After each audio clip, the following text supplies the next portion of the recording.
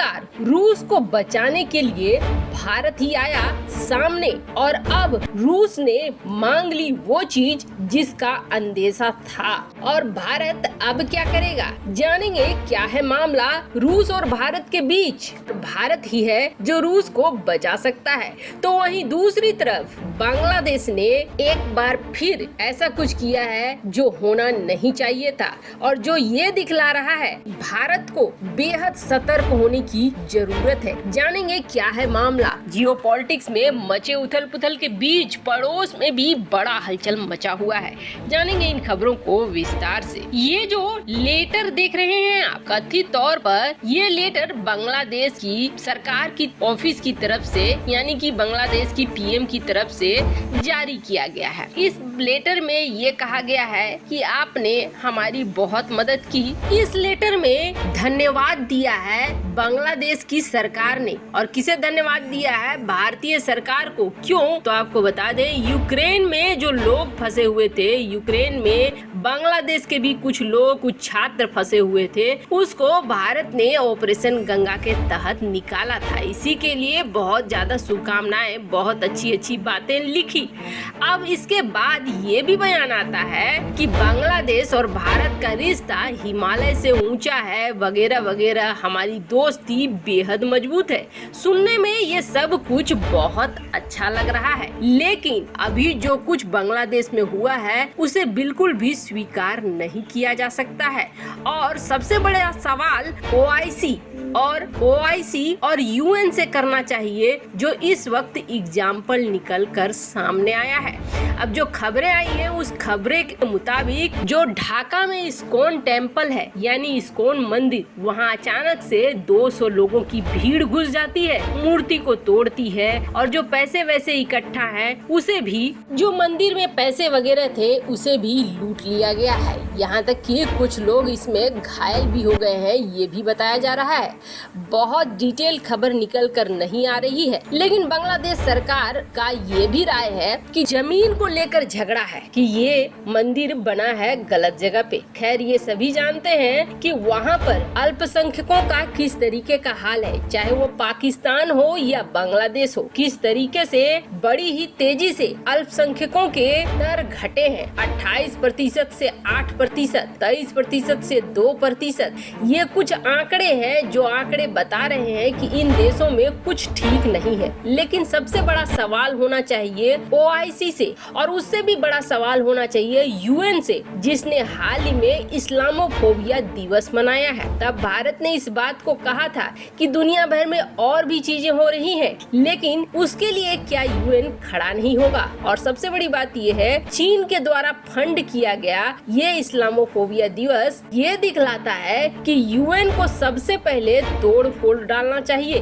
और यूएन को तोड़ फोड़ कर एक नया यूएन, एक नए स्ट्रक्चर के साथ बनाना चाहिए, ताकि अंतर्राष्ट्रीय स्तर पर सचमुच एक सच्ची व्यवस्था कायम हो। बांग्लादेश में जो ये हुआ है या पाकिस्तान में जो होता है वो किसी से छिपा हुआ नहीं है, लेकिन अंतर्राष्ट्रीय स्तर पर आंख बंद कर लिया जाता है कई संस्थाओं द्वारा, जिसमें यूएन भी है शामिल। खैर इन सब के बीच एक और बड़ी चीज हुई है, और उस बड़ी चीज के बारे में जैसा कि हमने आपको पिछली खबर में बताया था कि अमेरिकी प्रतिबंध अब पहुंचते पहुंचते पहुंच गए हैं रूस के हर लेवल पर, हर चीज पर प्रतिबंध लग रहे हैं और पश्चिमी कंपनियां धड़ाधड़ रूस से निकले जा रही हैं। और इन कंपनियों में सिर्फ बल्कि आमतौर पे इलेक्ट्रॉनिक्स कंपनियां या फूड वाली कंपनियां नहीं है, बल्कि दवाइयों की भी कंपनियां हैं। पर रूस को पूरी तरीके से तबाह करने के चक्कर में ये दवाइयों की कंपनियां धड़ाधड़ निकले जा रही हैं। ऊपर से रूस की आर्थिक व्यवस्था को चोट देने के लिए कोई भी कसर अमेरिका छोड़ नहीं रहा है। पर इन सब के बीच भारत ने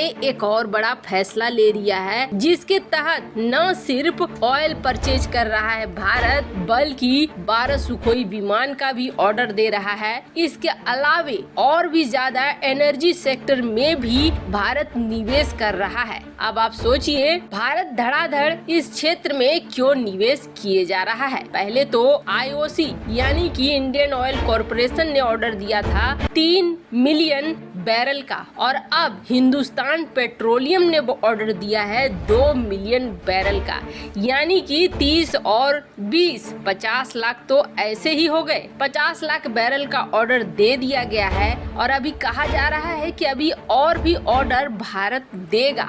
और भारत ने इसके लिए एग्जाम्पल भी सामने रख दिया है कि सिर्फ आप हमें मत देखो, आप देखो कि यूरोप भी तो खरीद रहा है। अब 20 से 25 प्रति डॉलर कम मिले, अभी 95 डॉलर है, उसमें और भी कम मिल रहा है, तो भारत क्यों नहीं लेगा। लेकिन इन सब के बीच ऐसा लगता है जैसे अवसर का पूरा बाजार ही खुल गया है भारत के लिए। अब रूस की तरफ से भारत से सबसे बड़ी मदद मांगी गई है और रूस ने बड़ा ऑफर भी दे दिया है। सबसे बड़ी बात यह है कि रूस ये ऑफर चीन को नहीं दे रहा है, बल्कि ये ऑफर दे रहा है भारत को। रूस ने ये कहा है कि भारत की जो कंपनियां हैं जो दवाइयों के क्षेत्र में है, वो कंपनियां अब इस खुले बाजार रूस में आ सकती हैं। अब रूस के जो एम्बेसडर हैं अलीपोव, उन्होंने कहा कि पश्चिमी कंपनियां रूसी मार्केट से निकल रही हैं और एक खाली जगह बन रहा है।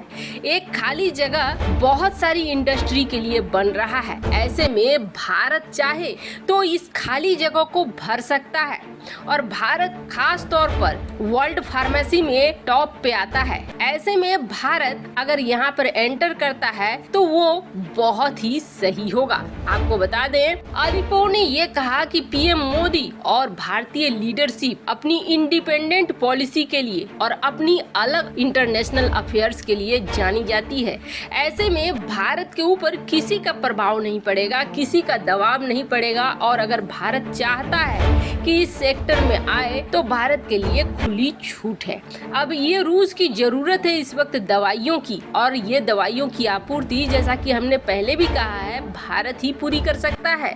ऐसे में अब भारत क्या निर्णय लेता है वो बेहद महत्वपूर्ण होने वाला है। तो बिल्कुल खुला ऑफर मिल चुका है। ऐसे आपको क्या लगता है, क्या भारत को इस सेक्टर में आगे आना चाहिए? कमेंट कर अपनी राय जरूर बताएं। जल्द मिलते हैं अगले वीडियो में नई खबर के साथ। ऐसा लगता है जैसे कि रूस को इस पूरे संकट में अगर कोई सहारा दे रहा है तो वो भारत ही सहारा दे रहा है, और हर बार रूस किसी न किसी चीज के लिए भारत के ऊपर ही निर्भर हो रहा है। अब तो रूस ने वो मांग कर दी है जिसका अंदेशा तो था ही कि भारत के पास आएगा, लेकिन ये भारत के लिए कठिन भी हो सकता है। भारत के लिए जहाँ एक तरफ मौका है तो वहीं दूसरी तरफ चुनौती भी है। मौका ये है कि भारत इतना मुनाफा कमाएगा जितना भारत ने पहले कभी नहीं कमाया था, और चुनौती ये है कि इस मुनाफा कमाने के चक्कर में भारत अपना एक सहयोगी खो सकता है, और दूसरा भारत के ऊपर बड़े प्रतिबंध भी लग सकते हैं। अगर प्रतिबंध लगते हैं तो फिर भारत के लिए बहुत मुश्किल हो जाएगी। समझिए, तो भारत एक बहुत बड़ा रिस्क, एक बहुत बड़ा जोखिम ले रहा है, और जोखिम लेगा